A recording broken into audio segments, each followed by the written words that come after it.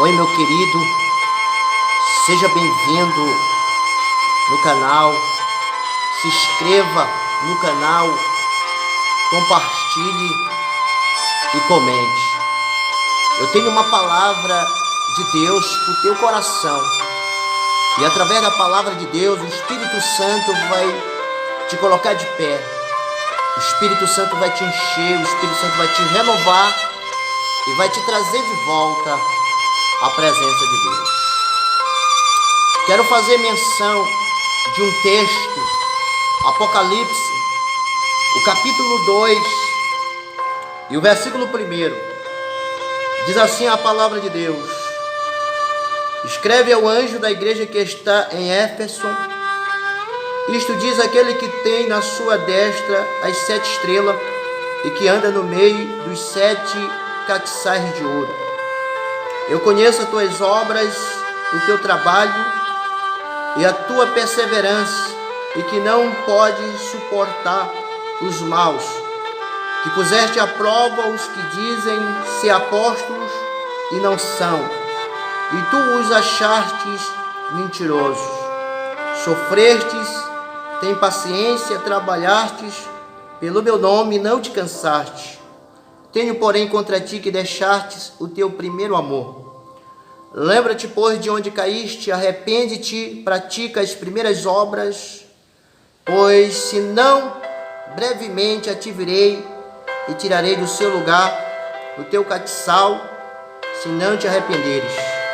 Tens, porém, isto que odeia as obras dos nicolaítas, os quais eu também aborreço.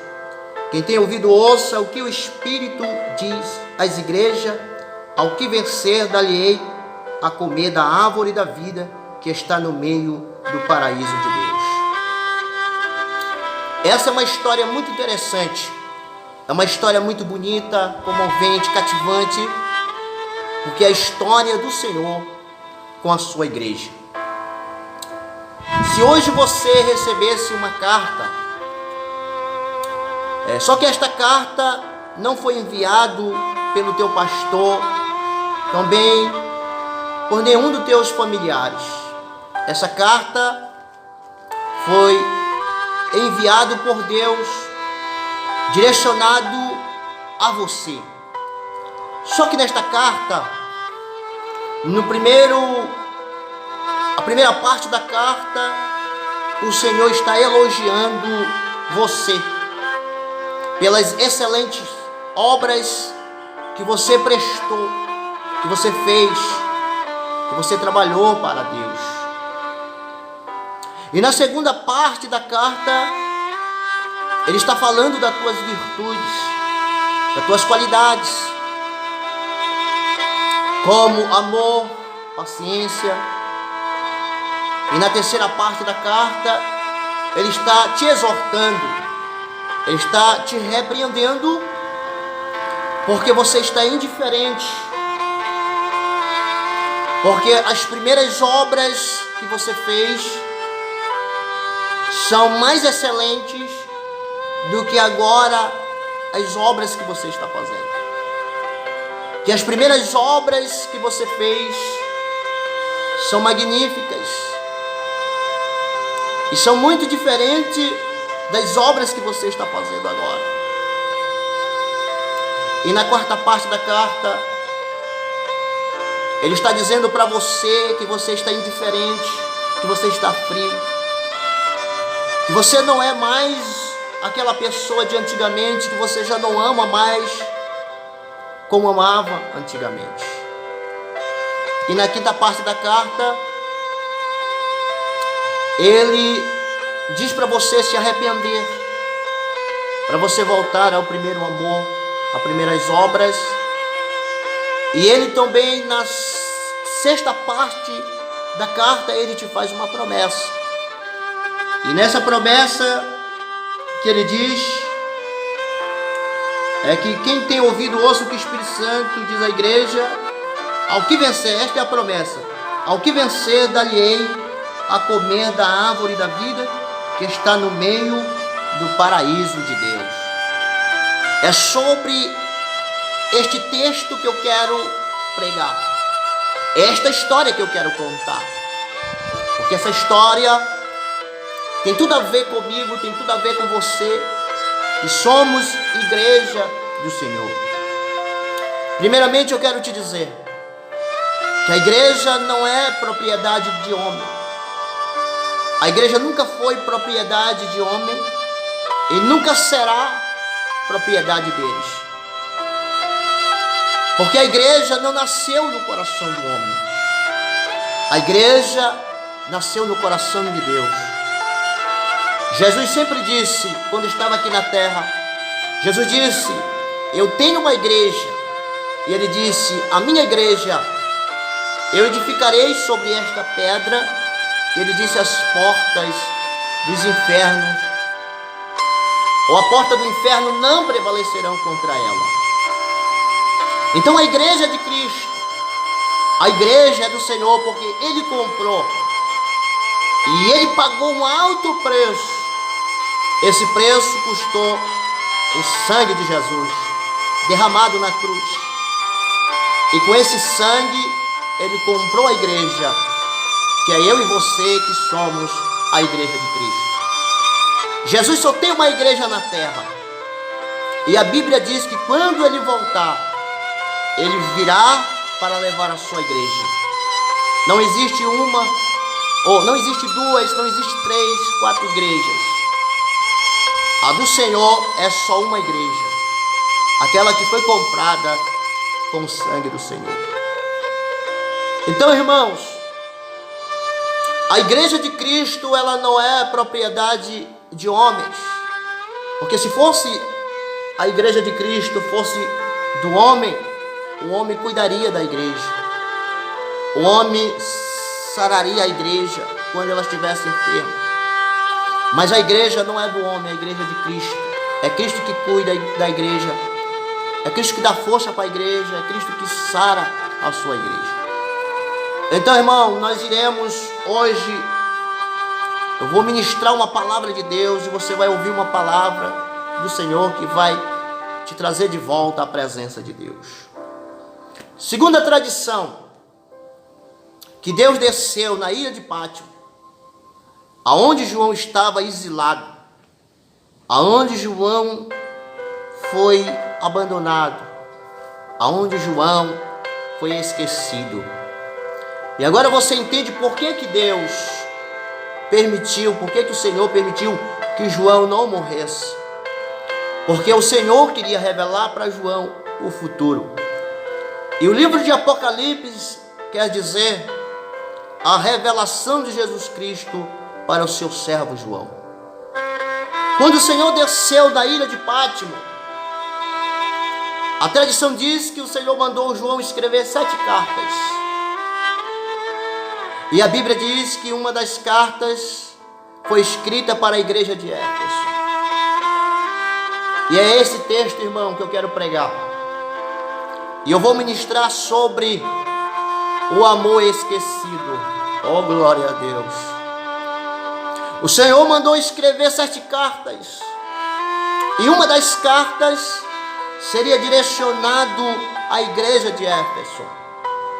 Mas o desejo, a vontade de escrever a carta não partiu de João. Glória a Deus. Porque a igreja não é de João. Também a carta não partiu de Pedro, não partiu dos outros apóstolos, de Paulo. Porque a igreja não é de Paulo, não é de Pedro. A igreja é de Cristo. Então a carta partiu. A carta foi o Senhor que mandou João escrever. Foi João que escreveu, mas quem mandou João escrever a carta foi o Senhor. E o Senhor diz assim: João, escreve uma carta. Escreve 7 cartas. E uma das cartas será direcionada à igreja de Éfeso. Todas as cartas seriam enviadas para as igrejas da Ásia Menor. Então, segundo a tradição que João escreveu, mas o Senhor disse: João, escreve aí, ó. Eu vou parafrasear as palavras E tu vai escrever. E o Senhor começa escrevendo a carta para a igreja de Éfeso, colocando a sua própria identidade na carta, para que o anjo daquela igreja tivesse certeza que esta carta que ele estaria recebendo não tinha partido de João. Não foi João, aleluia, que quis escrever a carta, mas o próprio Deus. E o Senhor está dizendo para João: olha, coloca na primeira parte da carta, aleluia, e envia ao anjo que está na igreja de Éfeso, e diz assim: sabe quem escreveu a carta? Aquele que tem na sua destra as 7 estrelas e que anda no meio dos 7 castiçais de ouro. O Senhor coloca-se, ele se identifica na carta, que aquela carta partiu dele, irmãos. Ó, glória a Deus, para aquela igreja ter a certeza que aquela carta tinha sido direcionada a eles, mas tinha partido do próprio Deus, para que eles entendessem que aquela igreja era do Senhor. Meu irmão, você é uma igreja, eu sou a igreja, e nós somos propriedade de Deus. Nós somos propriedade do Senhor, porque o Senhor nos comprou. Voltando para o texto, na segunda parte da carta, o Senhor elogia aquela igreja. Glória a Deus. Veja só, aquela igreja tinha muitos defeitos, como eu e você tem. Mas o Senhor, Ele não fala dos defeitos daquela igreja. Ele não fala das fabilidades daquela igreja. Mas Ele fala das qualidades da igreja. Aleluia, porque o Senhor, Ele não é como o homem. Porque o homem, se você tiver 100 qualidades e um defeito, quando você errar, eles vão esquecer das tuas qualidades e vão falar do seu erro. Vão falar do erro que você cometeu. E talvez daquele momento, dali em diante, eles não mais acreditarão em você. Diferente do nosso Deus.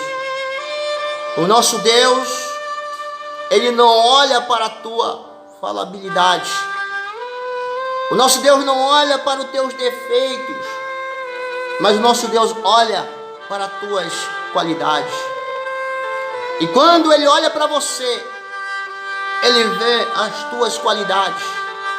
Você não se lembra que quando Satanás se apresentou diante de Deus, o que foi que Deus falou para Satanás? Disse: Satanás, da onde tu vem? E ele disse: eu venho da terra, porque eu rodeio, eu passeio por ela. E o Senhor disse: tu vistes o meu servo Jó? E o Senhor disse para Satanás: não tem ninguém que é como Jó. Deus estava dizendo: Satanás, não tem ninguém que tenhas as qualidades que Jó tem. Agora analise só. Jó não era um anjo. Jó também não era um homem perfeito, porque a Bíblia diz que o único homem que viveu na terra, e a Bíblia diz que ele foi perfeito, ele era perfeito em toda a maneira de viver, foi Jesus. Então, acima de Jesus, aleluia, Jesus é perfeito, mas abaixo dele não existe ninguém perfeito. Mas olha só, irmão, o que é interessante nesta história é que quando Deus vai falar de Jó para Satanás, Ele não fala dos defeitos de Jó, Ele não fala das falibilidades de Jó, mas Ele fala das qualidades de Jó. Glória a Deus. Assim mesmo é quando Deus, aleluia, vai falar de você. Ele não vai falar dos teus defeitos, mas Ele vai falar sim das tuas qualidades, porque Ele sabe que você é um ser humano de carne e osso. Mas quando Ele olha, ele olha para as tuas qualidades. Diferente do homem que olha para os nossos defeitos e começa a apontar, e começa a acusar, e começa a condenar. Mas Deus é diferente. É por isso que eu te convido, aleluia, para nós ficar ao lado de Deus e servir Ele por toda a vida. Voltando para o texto, aleluia, ele fala das qualidades daquela igreja, e ele diz assim, ó: eu conheço as tuas obras, eu conheço o teu trabalho, a tua perseverança, que não pode suportar os maus, e que puseste à prova os que dizem ser apóstolos e não são, e tu os achaste mentirosos. Sabe o que ele está dizendo para aquela igreja? Ele está dizendo: eu conheço as tuas obras. Ele está dizendo para aquela igreja: não precisa ninguém falar de você para mim, não precisa ninguém falar ou contar sua história para mim, porque eu conheço a tua história, eu conheço o teu trabalho. O Senhor está dizendo: eu te conheço. Quando ele fala de conhecer, o Senhor está falando da sua onisciência, o conhecedor de tudo. Então, meu irmão, essa palavra, o Senhor está direcionando a você. Ele está dizendo que Ele te conhece. Talvez ninguém, aleluia, fale de você, talvez ninguém conte a sua história, mas deixa eu te dizer, não importa. Deus te conhece. Ele conhece a tua história, e nunca Ele vai esquecer de você, porque está escrito na palavra: pode uma mãe esquecer do filho que viu nascer, mas eu todavia não me esquecerei de você. Tenho o seu nome gravado na palma das minhas mãos. Oh, glória a Deus! Elogio, o Senhor está elogiando aquela igreja pela excelência ou pelo excelente trabalho que eles prestaram a Deus. A terceira parte da carta, o Senhor fala das virtudes daquela igreja, das qualidades daquela igreja, do potencial daquela igreja. O Senhor está dizendo para aquela igreja: aleluia, eu conheço as tuas virtudes. Qualidade, quais eram as virtudes que aquela igreja tinha? Aquela igreja era uma igreja que amava a Deus, uma igreja paciente, uma igreja que suportava. Então o Senhor está dizendo: aleluia, eu conheço as tuas virtudes, sei que você, aleluia, me ama, eu sei que você é paciente, e por mim vocês são capazes de sofrer por amor a mim. Oh, glória a Deus! Meu irmão, você que está me ouvindo, você que está do outro lado, você que está ouvindo esta mensagem, deixa eu te dizer, as pessoas podem apontar para você e dizer que você não pode, que você não consegue, que você não é ninguém, mas Deus está dizendo agora para você que você tem qualidades, que você tem virtudes, aleluia, o que você tem alegra o coração de Deus, o que você tem, as virtudes que você tem, alegra o Espírito Santo de Deus. Por isso, essa palavra Deus tocou no meu coração para falar para você não abaixar a cabeça, mas levantar a cabeça. Na quarta parte da carta, Deus fala, glória a Deus, no versículo 4: tenho porém contra ti que deixaste o teu primeiro amor. Nessa parte desta carta, o Senhor está exortando aquela igreja, o Senhor está repreendendo aquela igreja, porque a igreja perdeu algo tão importante, porque a igreja perdeu algo tão sublime, porque a igreja perdeu algo tão divino, que foi o amor. E a palavra é bem clara, que eles perderam o primeiro amor. Glória a Deus. Analise só comigo. A Bíblia fala de 3 tipos de amor. E você já ouviu falar sobre esses 3 tipos de amor? O primeiro amor que a Bíblia fala é o amor eros. O que é o amor eros? O que significa o amor eros? O amor eros é o amor de um homem para uma mulher. É o amor de uma mulher para um homem. Esse amor é caliente. Esse amor é forte também. Esse amor também é importante para a nossa vida. E a Bíblia também fala do segundo tipo de amor, o amor pilos. O que é o amor pilos? O amor pilos é o amor de um pai para um filho, de uma mãe para uma filha, de uma filha para uma mãe e de um filho para o pai. E esse amor é importante também. Esse amor também, Deus se agrada, porque é um amor familiar. Eu posso dizer, é um laço de família. É um laço de família e Deus se agrada. Mas o terceiro tipo de amor é o amor ágape. Esse amor é o amor de Deus. É o amor universal. É o amor único. É o amor eterno. É o amor que não tem fim. Oh, glória a Deus. É o amor que nós ama ou que nos ama sem pedir nada em troca. Eu posso dizer que é um amor incondicional. É um amor que não te pede nada em troca. É aquele amor que te ama, a qual Paulo disse, é o amor que tudo suporta. É um amor que tudo sofre, que não trata mal. Esse é o amor de Deus. Esse é chamado o primeiro amor. O amor de Deus pelo homem e o amor do homem para com Deus. Quem não se lembra que nos mandamentos, a Bíblia fala que no primeiro mandamento está escrito: amarás o Senhor teu Deus, de todo o teu coração, de toda a tua força, de toda a tua alma, de todo o teu entendimento. Ele fala o primeiro amor. E o segundo amor, ele diz: amarás o teu próximo como a ti mesmo.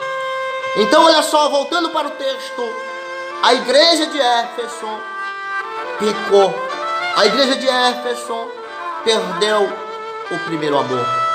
E esse primeiro amor, irmãos, foi o amor por Deus. Oh, glória! É um amor que não pode ser jogado fora. É um amor que não pode ser esquecido. É um amor que não pode ser, aleluia, abandonado. E a igreja de Éfeso esqueceu do primeiro amor. Aleluia, glória a Deus. Mesmo trabalhando, mesmo fazendo trabalho, mas ela não tinha mais o amor. Já não tinha mais o primeiro amor, que é o amor por Deus. E Deus agora estava reclamando com a indiferença daquela igreja, porque a igreja agia agora em relação a ele friamente. Já não era uma igreja autêntica, já não era uma igreja amorosa, já não era uma igreja que se lançava diante de Deus por amor. E o primeiro amor é um amor que a gente não pode descrever. O primeiro amor é um amor que a gente não pode explicar. Aleluia, porque esse amor é um amor que faz com que a gente se lance no reino, se lance aos pés do Senhor. É um amor que faz a gente amar a Deus acima de tudo e acima de todos. É um amor que faz com que você passe as madrugadas orando, passe as madrugadas fazendo sacrifício para sentir a presença desse Deus, para sentir esse Deus bem perto. E a igreja de Éfeso esqueceu o primeiro amor. Meu irmão, interessante desta palavra é que Deus agora vem, exorta aquela igreja dizendo: eu venho contra ti, porque perdeu o primeiro amor. Tudo que o Senhor quer é que a gente não perca o primeiro amor. Talvez você que está aí me ouvindo, talvez você perdeu o primeiro amor. E quando perdeu o primeiro amor, você perdeu a vontade de servir a Deus, perdeu a vontade de ir à igreja, já não quer mais ir à igreja, já não quer ir mais às reuniões de oração, já não quer mais adorar, já não quer mais servir. Aleluia! Porque perdeu o primeiro amor. Aleluia! E o amor, irmão, a qual eu falei, o amor ágape, é um amor forte, é um amor que está dentro de mim, que está dentro de você. É o amor que faz a cada dia nós querer mais, amar mais a Deus. Aleluia! E estar com Ele na eternidade. Por isso eu tenho uma palavra para você, irmão. Não deixe de amar a Deus. Continue alimentando esse amor que existe dentro da sua alma.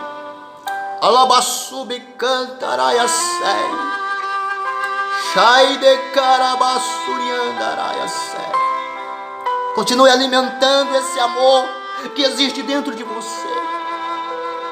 Não deixe que este amor se acabe. Aleluia, não esqueça desse amor, porque a Bíblia diz que o amor é Deus. Não esqueça dele. Continue alimentando.